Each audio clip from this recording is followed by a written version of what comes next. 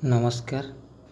आमे आज शुणिबा फकीरमोहन सेनापति कालजयी ओडिया गल्प रेवती। तो चलतु शुणिबा। कटक जिलार हरिपुर प्रांगण मध्य गोटे मफसल ग्राम नाम पाटपुर। ग्राम मुंडामुंडी रे गोटे घर, अगिली पिछिली चारि बखरा खंजा, पाचिरी चालिया ढिंकीशाल, अगणा मध्य कूଅ, आगकू दांड दुआर, पछकू बाड़ी दुआर। दांड दुआर मेला घरे दांड लोके बसा उठा करती। प्रजा माने खंजणा देवाकू आसी एहिटारे बसंती। श्यामबंधु महांती जमीदार तरफरू ग्रामर करण। मासकू दरमा 2 टंका। दरमा छाड़ी पाउती विशोधनी, बाहालहणा इत्यादि 2 पैसा हाथ पैठ हुए। सबू मिसाइले मासकू 4 टंकार ऊणा हेब नहीं। संसार एक रकम चले। एक रकम क्या बोइले भल चले। एइटा हेला नहीं, सेइटा घरे नहीं, एपरी कथा काहारी मनरू काहारी मुहरु शुणा जाए नहीं। बाड़ी रे साग मुग छाड़ी सजना 2 गछ। घरे गाई 2टा बंधा, दूध टिकिए चला मंदाए हांडी तले लागी थाए। बुढ़ी चषु मिसाई घसी पारि दिए, काठ किणा बोधे नहीं। जमीदार 3.5 मान जमी चषिबाकू देइछंती। धान बळे नहीं कि कमे नहीं। श्यामबंधुटी बड़ सीधा सड़क लोक। प्रजा माने मानती, सुख पाआंती। बापरे धनरे कही दुआर दुआर बुली खंजणा असुल करे। काहारी ठारू अन्याय रे पैसाटिए निए नहीं। प्रजा माने खंजणा देई पाउती मागंती नहीं। से 4 आंगुली तालपत्र रे खंडे पाउती लेखी बेले बेले चाଳରେ गुंजी देई थाए। श्यामबंधु घरे खाइबाकू कुटुंब 4 जण। आपे 2 पराणी, मा बुढ़ी 10 बरसर गोटे झियो। झियर नाम रेवती। श्यामबंधु संजबेल पिंढारे बसी कृपासिंधु बदन गाए आउ भजन गाए। केबे केबे काठ रुखाटी उपरे बैठाटिए थोई भागवत पढ़े। रेवती पाखरे बसी शुणुथाए। से मुहे मुहे ढेर भजन शिखिलाणी। ता पिला मुहरु भजन गुड़िक खूब माने। संजबेले बाप पाखरे बसी भजन गाइले गाँर कौनसी लोक आसी शुणती। रेवती बापा पाखरू गोटे भजन शिखिथिला। सेइटी गाइले श्यामबंधु भारी खुशी हुए। प्रतिदिन झियोकू गाइबाकू कहे। रेवती गाए। 2 वर्ष तले स्कूल डेपुटी इन्स्पेक्टर मफसल गस्तकू जीवा समय पाटपुर रातिटिए रही जाइथिले। ग्रामर मुखिया केतेजण लोक कुहापोछा करने 2 पोटी बाबू ओडिशा विभागर इन्स्पेक्टर ठारू रिपोर्ट करी गोटे अपर प्राइमरी स्कूल बसाई देइछंती। शिक्षकटी कटक नॉर्मल स्कूल अवधान विभागर उत्तीर्ण छात्र। नाम वासुदेव। नामटी जेपरी वासुदेव लोकटा मध्य सेहीपरि वासुदेव। टोकाटार भीतर बाहर सब सुंदर। गाँ मझिरे चली जिबा बेले मुंड टेकी काहाकू चाहे नहीं। बयस अंदाज 20। सुंदर रूप जेमंत गोटे चाउलर गढ़ा। पिलादिने पिहुला रोग होइथिला। ता माँ मुंडरे ततला बोतल मुह चिन्ह देइथिला। से चिन्ह आजि जाए अछि। हेले से चिन्ह ताकू माने। वासुदेव पिला कालरू माँ बाप छेउंड। मामू घरे रही मनीष होइछि। वासुदेव जातिरे करण। श्यामबंधु मध्य करण। केबे पुनेई गुरुवार रे घरे पिठापणा हेले श्यामबंधु पाठशाला को जाई हसी आसे। बापा बासु संजबेले टिके आम घर को जीव, तुमको माउसी डाकिछंती। एहीपरि जीवा आसिबारे सेमानक मध्यरे गोटे माया लागिगलाणी। रेवती माँ बासुको देखिले कहे, आहा माँ छेउंड कौन खाए, किए ता खाइबा देखुछि। बासु प्रतिदिन संजबेले जाई श्यामबंधु पाखरे घड़िए अधे बसी आसे। बसुको दूररे देखिले बसु भाई अइले बोली रेवती पाटी करी बापा को कहे। रेवती संजबेले बापा पाखरे बसी प्रतिदिन प्रतिटी पुरुणा भजन गुड़िक बासुको शुणाए। ବାସୁକୁ ସେହି ଗୀତ ନୂଆ ନୂଆ ପରି ଲାଗେ। ଦିନେ ଏକଥା ସେ କଥା ପଢ଼ୁ ପଢ଼ୁ ଶ୍ୟାମବନ୍ଧୁ ଶୁଣିଲେ କଟକରେ ଗୋଟିଏ ଝିଅ ସ୍କୁଲ ଅଛି। ସେଠାରେ ଝିଅମାନେ ପଢ଼ନ୍ତି, ଲୁଗାସିଆ ଶିଖନ୍ତି। ସେହିଦିନଠାରୁ ରେବତୀକୁ ପାଠ ପଢ଼ାଇବାକୁ ଶ୍ୟାମବନ୍ଧୁଙ୍କର ମନେ ହେଲା ଏବଂ ଆପଣା ମନର କଥା ବାସୁଦେବକୁ କହିଲେ। ବାସୁ ଶ୍ୟାମବନ୍ଧୁକୁ ପିତୃତୁଲ୍ୟ ମାନେ। କହିଲା, ଆଜ୍ଞା, ମୁଁ ସେଇ କଥା କହିବି ହେଉଥିଲି। ଦୁଇ ଜଣଙ୍କ ପରାମର୍ଶରେ ରେବତୀକୁ ପାଠ ପଢ଼ାଇବାର ସ୍ଥିର ହେଲା। ରେବତୀ ପାଖରେ ବସି ଶୁଣୁଥାଏ। ଦୁଇ ଚିଲ୍ଲାରେ ଘର ଭିତରକୁ ଯାଇ ମାଆକୁ ଆଉ ଜେଜିକୁ ମୁଁ ପାଠ ପଢ଼ିବି ଖବର ଦେଲା। ମା କହିଲେ, ହଉ ପଢ଼ିବୁ। ଜେଜି କହିଲେ, ପାଠ କ'ଣ ଲୋ ମାଇକିନିଆ ଝିଅଟା, ପାଠ କ'ଣ? ରନ୍ଧାବଢ଼ା ଶିଖ, ପିଠାପଣା କରି ଶିଖ, ଝୋଟି ଦିଆ ଶିଖ, ପାଠ କ'ଣ? ରାତିରେ ଶ୍ୟାମବନ୍ଧୁ ପିଣ୍ଡାରେ ଖଣ୍ଡେ ଆମ୍ବ କାଠ ପିଢ଼ା ଉପରେ ବସି ଭାତ ଖାଉଛନ୍ତି। ରେବତୀ ସାଙ୍ଗରେ ବସି ଖାଉଛି। ବୁଢ଼ୀ ଆଗରେ ବସି ଭାତ ପୁଞ୍ଜାଏ ଆଣ, ଡାଲି ପାଣି ଟିକିଏ ପକେଇ ଯା, ଲୁଣ ଟିକିଏ ଦେ ଇତ୍ୟାଦି କଥା ବୋହୂ ପ୍ରତି ଆଦେଶ କରୁଛନ୍ତି। କଥାରେ ବୁଢ଼ୀ କହି ବସିଲେ, ହଁ ରେ ଶ୍ୟାମ, ରେବତୀ ପାଠ ପଢ଼ିବ। ପାଠ କ'ଣ ରେ? ତିରିଲା ଝିଅ, ପାଠ ପଢ଼ା କ'ଣ? ଶ୍ୟାମବନ୍ଧୁ କହିଲେ, ହେଉ ପଢ଼ୁଛି ତ ପଢ଼ୁ। ରେବତୀ ଭାରି ଖପା ହୋଇଯାଇ ଜେଜିକୁ ଗାଳି ଦେଇ କହିଲା, ଯା ଲୋ ବୁଢ଼ୀ ଡୁଗୁରିଟା। ତାହା ବାଦ୍ ଅଳି କରି ବାପାକୁ କହିଲା, ନା ବାପା, ମୁଁ ପାଠ ପଢ଼ିବି। ଶ୍ୟାମବନ୍ଧୁ କହିଲେ, ହଁ ତୁ ପଢ଼ିବୁ। ସେଦିନ କଥା ଏତିକି। ତହିଁ ଆରଦିନ ଉପରଓଳି ବାସୁଦେବ ସୀତାନାଥ ବାବୁଙ୍କ ପ୍ରଥମ ପାଠ ଖଣ୍ଡିଏ ନେଇ ରେବତୀକୁ ଦେବାରୁ ସେ ବଡ଼ ଖୁସି ହୋଇ ବାପା ପାଖରେ ବସି କବିତାର ମୂଳ ପୁଡ଼ାଠାରୁ ଶେଷ ପୁଡ଼ାଯାଏ ଓଲଟାଇ ଦେଖିଲା। ସେଥିରେ ହାତୀ, ଘୋଡ଼ା, ଗୋରୁ ଇତ୍ୟାଦିର ଛବି ଦେଖି ଖୁସି ହୋଇଗଲା। ରାଜାମାନେ ହାତୀ ଘୋଡ଼ା ବାନ୍ଧି ଖୁସି ହୁଅନ୍ତି, କେହି ଘୋଡ଼ା ଚଢ଼ି ଖୁସି ହୁଏ। ଆମ ରେବତୀ ଛବିଟା ଦେଖି ଖୁସି। ରେବି ଧାଇଁଯାଇ ମାଆକୁ କିତାବର ଛବି ସବୁ ଦେଖାଇଲା। ତାହା ବାଦ୍ ଜେଜିକୁ ଦେଖାଇଲା। ଜେଜି କିଞ୍ଚିତ୍ ବିରକ୍ତ ହୋଇ କହିଲା, ହେଁ ଯା। ରେବତୀ ତାକୁ ଦୂର୍ ଗାଳି ଦେଇ ଫେରିଆସିଲା। ଆଜି ଦିନଟି ଭଲ, ଶ୍ରୀପଞ୍ଚମୀ। ରେବତୀ ସକାଳୁ ବୁଡ଼ ମାରି ଗାଧୋଇ ନୂଆ ଲୁଗା ଖଣ୍ଡିଏ ପିନ୍ଧି ଘର ବାହାର ହେଉଛି। ବାସୁଭାଇ ଆସିଲେ କିତାବ ପଢ଼ାଇ ଦେବେ। ବୁଢ଼ୀ ଭୟରେ ବିଦ୍ୟାରମ୍ଭ ଆୟୋଜନ କିଛି ହୋଇନାହିଁ। ବେଳ 6 ଘଡ଼ି। ସମୟରେ ବାସୁ ଯାଇ ପଢ଼େଇ ଦେଲା। ସ୍ୱରେ ଅ, ସ୍ୱରେ ଆ, ହ୍ରସ୍ୱ ଇ, ଦୀର୍ଘ ଇ, ହ୍ରସ୍ୱ ଉ, ଦୀର୍ଘ ଉ ଇତ୍ୟାଦି। ପ୍ରତିଦିନ ପଢ଼ା ଚାଲିଲା। ପ୍ରତିଦିନ ସଞ୍ଜବେଳେ ବାସୁ ଯାଇ ପଢ଼େଇ ଦିଏ। 2 ବର୍ଷ ମଧ୍ୟରେ ରେବତୀ ଢେର ପଢ଼ିଗଲାଣି। ମଧୁରାୟଙ୍କ ଛନ୍ଦମାଳା ପଢ଼ିଯିବା ବେଳେ ତୁଣ୍ଡରେ ବାଟୁଳି ବାଜେ ନାହିଁ। ଦିନେ ରାତିରେ ଶ୍ୟାମବନ୍ଧୁ ବସି ଭାତ ଖାଇଲା ବେଳେ ମା ପୁଅ ଦୁଇଜଣ କଥାବାର୍ତ୍ତା ହେଲେ। ପୂର୍ବେ ବୋଧକରୁ କିଛି କଥା ହୋଇଥିଲା, ଆଜି ସେ କଥାର ଉପସଂହାର। ଶ୍ୟାମବନ୍ଧୁ, କି ମା, ଭଲ ହେବ ନାହିଁ କି? ବୁଢ଼ୀ କହିଲେ, ହେଁ ଭଲ ହେବ।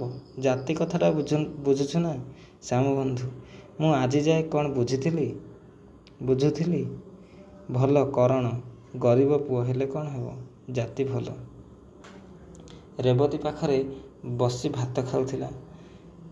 ଏହି କଥାରେ ମର୍ମ ସେ କ'ଣ ବୁଝିଲା ସେ ଜାଣେ। ମାତ୍ର ସେହିଦିନଠାରୁ ତା'ର ଭାବଭଙ୍ଗୀ ଅନ୍ୟ ରକମ ଦେଖୁଅଛୁ। ତାକୁ ବାପା ଆଗରେ ବାସୁଭାଇ ପଢ଼ାଇ ଦେଲେ କିପରି ଗୋଟାଏ ଲାଜ ମାଡ଼େ। ଅକାରଣ ସକାରଣ ସବୁବେଳେ ହସ ମାଡ଼େ। ମୁଣ୍ଡ ତଳକୁ ପୋତି ଦେଇ 2 ଓଠ ବୁଜି ହସ ଲୁଚାଏ। ଏଣିକି ବାସୁ ପଢ଼ାଇ ଦେଲେ କେତେବେଳେ ତୁନି ପଢ଼େ, କେତେବେଳେ ଖାଲି ହୁଁ କରେ।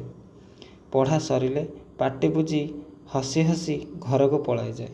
ପ୍ରତିଦିନ ସଞ୍ଜବେଳେ ଦାଣ୍ଡ ଦୁଆର କବାଟକୁ ଧରି କାହାକୁ ଚାହିଁଥାଏ। ବାସୁ ଆସିଲେ ଘରକୁ ପଳାଏ। 5 ଡାକରେ ବାହାରେ ନାହିଁ। ଏଣିକି ରେବତୀ ଦାଣ୍ଡକୁ କେବେ ବାହାରିଲେ ବୁଢ଼ୀ ଖପା ହୁଏ। ଦେଖୁ ଦେଖୁ ପଞ୍ଚମୀକୁ 2 ବର୍ଷ ହୋଇଗଲାଣି। ବିଧାତାର ବିଧାନ, କାହାର ଦିନ ସମାନ ଭାବରେ ଯିବ ନାହିଁ। ଫଗୁଣ ମାସିଆ ଦିନ, କାହିଁ କିଛି ନାହିଁ।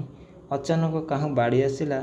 ସକାଳେ ଗ୍ରାମରେ ଶୁଣାଗଲା ଗୁମାସ୍ତା ଶ୍ୟାମବନ୍ଧୁ ମହାନ୍ତିଙ୍କୁ ବାଡ଼ି ଧରିଛି। ମଫସଲ ଗାଁରେ ବାଡ଼ି ପଡ଼ିଲେ ତାଟି କବାଟ ପଡ଼ିଯାଏ। ବାଡ଼ି ବୁଢ଼ୀ ସତେ ପରା ଟୋକେଇଟିଏ କାଖେଇ ଦାଣ୍ଡରେ ମନୁଷ୍ୟ ଗୋଟାଉଛି। ଏପରି ସମସ୍ତେ ମଣନ୍ତି। ଦୁଆରକୁ କାହାର ଆସିବାର ନାହିଁ। ମାଇକିନିଆ ଦୁଇଟା କ'ଣ କରିବେ? ପିଲାଟି ଡକାପାଡ଼ି ଘର ବାହାର ହେଉଛି। ବାସୁଦେବ ଶୁଣି ସ୍କୁଲ ଛାଡ଼ି ଧାଇଁଲା। ଡର ନାହିଁ, ଭୟ ନାହିଁ, ଆପଣା ଶରୀର ପ୍ରତି ଭାବନା ନାହିଁ। ଶ୍ୟାମବନ୍ଧୁ ପାଖରେ ବସି ଗୋଡ଼ରେ ହାତ ବୁଲାଉଥାଏ। ପାଣି ଟୋପାଏ ଟୋପାଏ ମୁହଁରେ ଦେଉଥାଏ। ବେଳ 3 ପ୍ରହର ସମୟରେ ଶ୍ୟାମବନ୍ଧୁ ବାସୁ ମୁହଁକୁ ଚାହିଁ ଖନେଇ ଖନେଇ କହିଲେ, ବାସୁ, ଏ ଗିଲା। ବାସୁ ଭୋ ଭୋ କରି ଡକା ପଡ଼ିଲା। ଘରେ ଚହଳ ପଡ଼ିଲା। ରେବତୀ ଭୂଇଁରେ ପଡ଼ି ଗଡ଼ୁଥାଏ। ଦେଖୁ ଦେଖୁ ସଞ୍ଜ ବେଳକୁ କିଛି ନାହିଁ। କ'ଣ କରିବେ? ବାସୁ କାଲିକା ପିଲା, ଆଉ 2ଟା ଭୁଆସୁଣୀ। ଗ୍ରାମରେ କରଣ, ସେଇ ଘରର ଶାଶୁ ବୋହୂ ବାସୁଦେବ 3 ଜଣ ଧରାଧରି କରି କର୍ମ ଚଳାଇଲେ। ଶ୍ମଶାନରୁ ଫେରି ଆସିବା ବେଳକୁ କୁଆଁ ତାର ଉଇଁଲାଣି। ଘରେ ପଶିବା ମାତ୍ରକେ ରେବତୀ ମା ପୋଖରୀ ପାଣି ଗଲା। ଦେଖୁ ଦେଖୁ ଦିନ 2 ପ୍ରହର ବେଳେ ଗ୍ରାମରେ ହାଟ ହେଲା। ରେବତୀ ମା ନାହିଁ। ଦିନ ଚାଲିଯାଏ। କାହାରି ଲାଗି ଦିନ ବସି ରହେ ନାହିଁ। କାହାର ପାଲିଙ୍କ ଉପରେ ପାଟ ଛତା, କାହାର ବେଡ଼ି ଉପରେ କୋରଡ଼ା। ଦିନ ଯାଉଛି ସମସ୍ତଙ୍କର, ଯିବ ସମସ୍ତଙ୍କର। ଦେଖୁ ଦେଖୁ 3 ମାସ କଟିଗଲାଣି। ଶ୍ୟାମବନ୍ଧୁଙ୍କ ଘରେ 2 ଗୋଟି ଗାଈ ଥିଲେ। ତହବିଲ ବାକି ଟଙ୍କା ସକାଶେ ଜମିଦାର ଘର ଲୋକେ ଆସି ବାନ୍ଧି ନେଇଗଲେ। ଆମ୍ଭେମାନେ ଜାଣୁ, ଜମିଦାର ଘର ଟଙ୍କାକୁ ଶ୍ୟାମବନ୍ଧୁ ଶିବ ନିର୍ମାଲ୍ୟ ପରି ଜ୍ଞାନ କରେ। ଟଙ୍କାଟିଏ ଅସୁଲ ହେଲେ ଜମିଦାର କଚେରୀରେ ପଇଠ ନ କରିବା ଯାଏଁ ତାହାର ନିଦ ନାହିଁ। ମାତ୍ର ତାହା ଉପରେ ଟଙ୍କା ଥାଉ ବା ନ ଥାଉ, ଗାଈ 2ଟି ବଡ଼ ଦୁଧିଆଳି, ଏକଥା ପୂର୍ବରୁ ଜମିଦାରଙ୍କୁ ଜଣାଥିଲା। ତାହା ଛଡ଼ା ଜମିଦାର ଚଷିବାକୁ ଯେ 3 ମାଣ ଜମି ଦେଇଥିଲେ, ତାହା ଛଡ଼ାଇ ନେଲେଣି। ହଳିଆଟା ଘରେ କିଆଁ ଆଉ ରହିବ? ଦୋଳ ପୂର୍ଣ୍ଣିମା ଦିନ ସେ ଛାଡ଼ିଗଲା। ବଳଦ 2ଟା 17.5 ଟଙ୍କାରେ ବିକା ଯାଇଥିଲା। 2 ଜଣଙ୍କ କ୍ରୟରେ ଖରଚ ଯାଇ ଯାହା ବଳିଥିଲା, ସଟାବଟା କରି ମାସେ ଚଳିଲା। ଆଜି ଢାଳଟା, କାଲି ପିତ୍ତଳଟା ବିକାବଟା ବନ୍ଧା ଛନ୍ଦାରେ ଆଉ ମାସେ ଗଲା। ବାସୁ 2 ଓଳି ଦୁଆରକୁ ଆସେ। ରାତି ଘଡ଼ିଏ ଯାଏଁ ଥାଏ। ଆଈ ନାତୁଣୀ ଶୋଇବାକୁ ଗଲେ ବସାକୁ ଯାଏ। ବାସୁ କିଛି କିଛି ଟଙ୍କା ପଇସା ଦେଲେ ଆଈ ନାତୁଣୀ କହେ, କେହି ନିଅନ୍ତି ନାହିଁ। ବଳେଇ ବଳେଇ ଦେଲେ ତାହା ଠଣାରେ ପଡ଼ିଥାଏ। ବାସୁ ଜାଣିପାରି ଆଉ କିଛି ଦିଏ ନାହିଁ। ବୁଢ଼ୀ ପାଖରୁ ଗୋଟାଏ 2ଟା ପଇସା ନେଇ ସଉଦା କିଣିଦିଏ। ସେଇ 2 ପଇସାର ସଉଦାରେ 8-10 ଦିନ ଚଳିଯାଏ। ଘରର ଚାଳ ପୋଡ଼ିଗଲାଣି, ଛାଉଣି ଦରକାର। ବାସୁ 2 ଟଙ୍କାର ନଡ଼ା କିଣି ବାଡ଼ିରେ ଗଦେଇ ଅଛି। ଶରତ ହେବାରୁ ଛପରବନ୍ଦୀ ହୋଇପାରିବ ନାହିଁ। ବୁଢ଼ୀ ଏବେ ଆଉ ଦିନରାତି କାନ୍ଦେ ନାହିଁ। କେବଳ ସଞ୍ଜ ହେଲେ ବସି କାନ୍ଦେ। କାନ୍ଦି କାନ୍ଦି ତଳେ ପଡ଼ିଯାଏ। ସେଠାରେ ରାତି କାଟେ।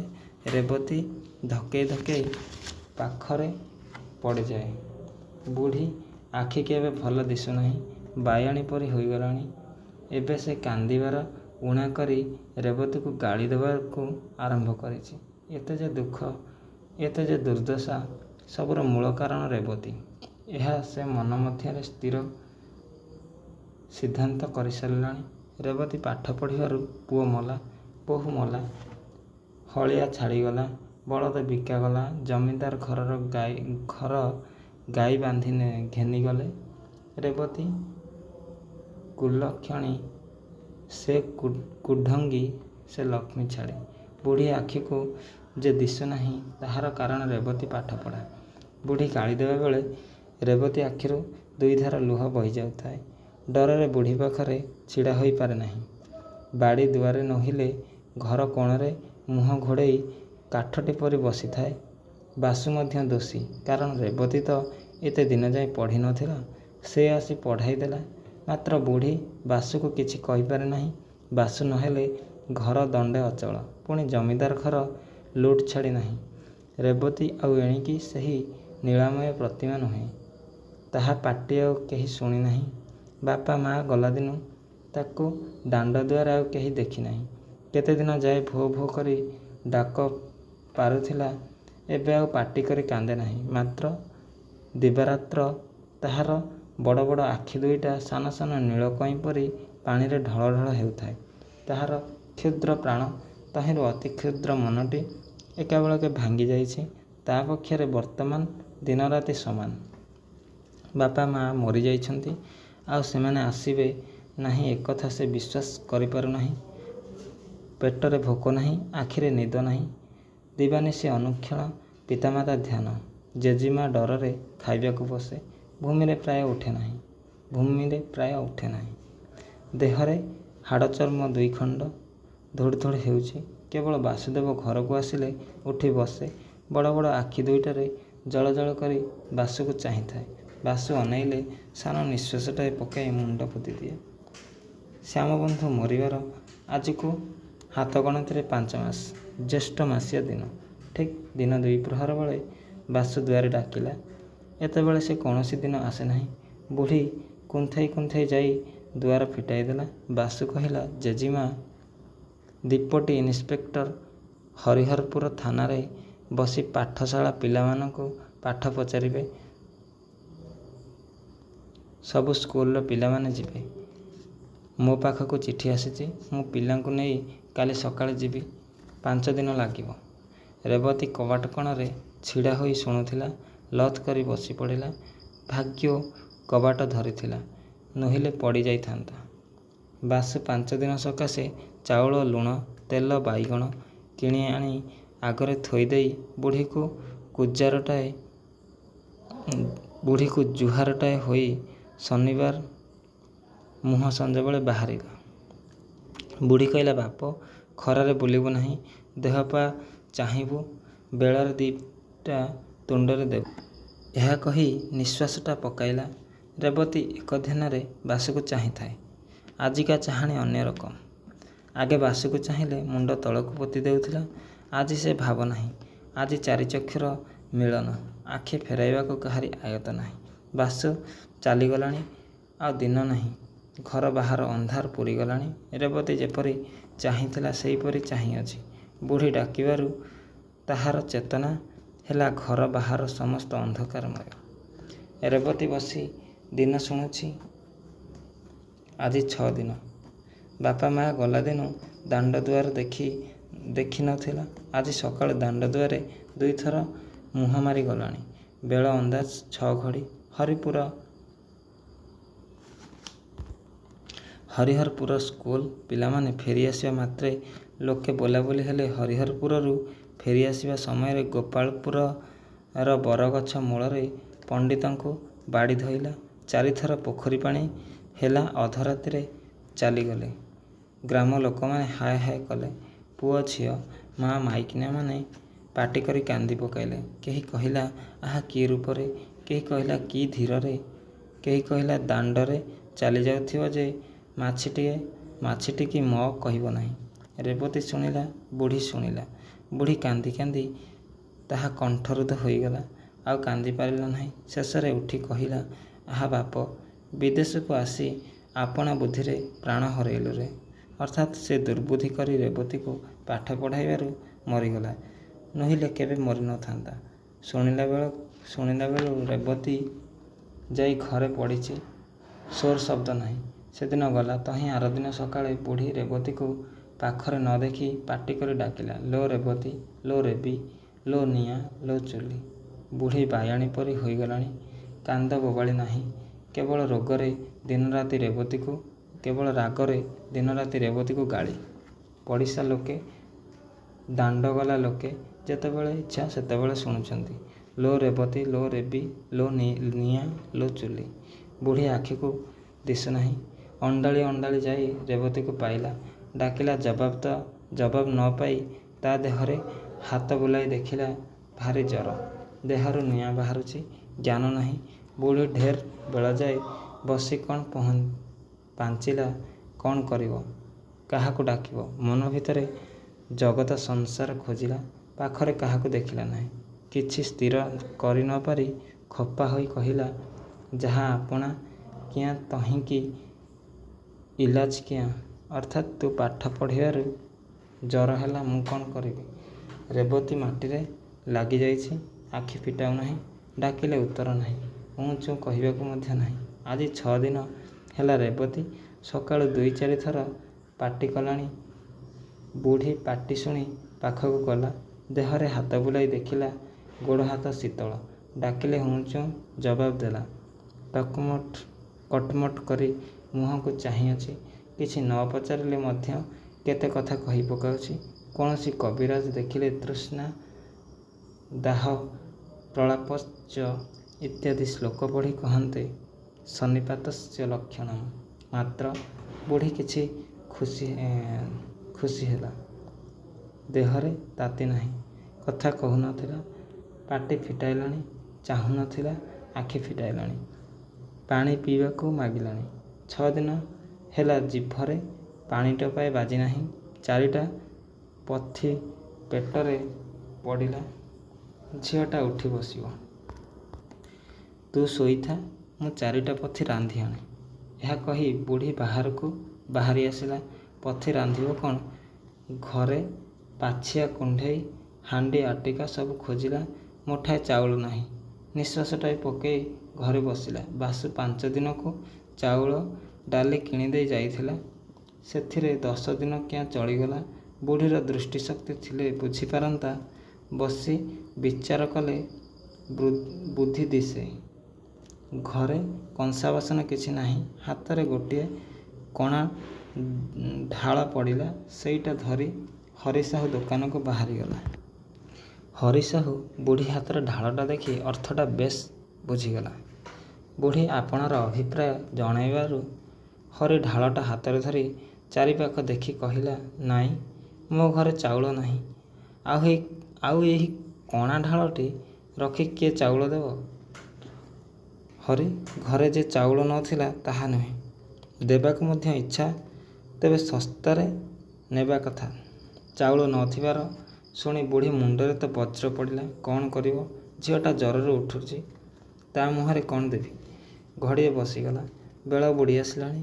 ହରିକୁ 2 ଥର ଅନାଇଲା ଯାଏ ଝିଅଟା କ'ଣ କରୁଛି ଦେଖେ। ଢାଳଟି ଧରି ଉଠୁଛି। ହରି କହିଲା, ଦିଅ ଢାଳଟା ଦିଅ, ଦେଖେ ଘରେ କ'ଣ ଅଛି। ହରି ଢାଳଟା ରଖି 4 ମାଣ ଚାଉଳ, ଅଧମାଣ ଜାଇ, କିଛି ଲୁଣ ଦେଲା। ବୁଢ଼ୀ 4-6 ଜାଗା ବସି ଉଠି ଘରେ ଆସି ପହଞ୍ଚିଲା। ଏପର୍ଯ୍ୟନ୍ତ ବୁଢ଼ୀ ଦାନ୍ତରେ ଦାନ୍ତକାଠି ବାଜି ନାହିଁ। ଦେହ ମନ କ'ଣ କହିବୁ? ଘରେ ପହଞ୍ଚି ରେବତୀକୁ ଡାକିଲା। ତାହାର ବିଶ୍ୱାସ ରେବତୀ ଭଲ ହୋଇଗଲାଣି। ପାଣି କାଢ଼ିଦେବ, ସେ ଭାତ ରାନ୍ଧିବ। ରେବତୀ ଜବାବ ନ ଦେବାରୁ ସେ ଭାରି ଖପା ହୋଇ ଡାକିଲା, ଲୋ ରେବତୀ, ଲୋ ରେବି, ଲୋ ନିଆଁ, ଲୋ ଚୁଲି। ଜବାବ ନାହିଁ। ଏଣେ ରେବତୀର ସନ୍ନିପାତ ରୋଗ କ୍ରମଶଃ ବଢ଼ିଛି। ଭୟାନକ ଯନ୍ତ୍ରଣା। ଦେହ କ୍ରମଶଃ ଶୀତଳ ହେଉଛି। ଜିଭ ଶୁଖିଲାଣି। ଭୟଙ୍କର ପିପାସା। ଜିଭଟା ଯେମନ୍ତ ଭିତରକୁ ଚାଲିଯାଉଛି। ଥଣ୍ଡା ଜାଗାକୁ ଯିବାର ଇଚ୍ଛା। ଘରଯାକ ଗଡ଼ି ଗଡ଼ି ବାହାରକୁ ଆସିଲାଣି। ସୁଖ ଲାଗିଲା ନାହିଁ। ବାଡ଼ି ଦୁଆରକୁ ଯାଇ ପିଣ୍ଡାରେ ବସିଲା। ଦିନ ଶେଷ ହୋଇ ଆସିଲାଣି। ଖୁବ୍ ପବନ ବହୁଛି।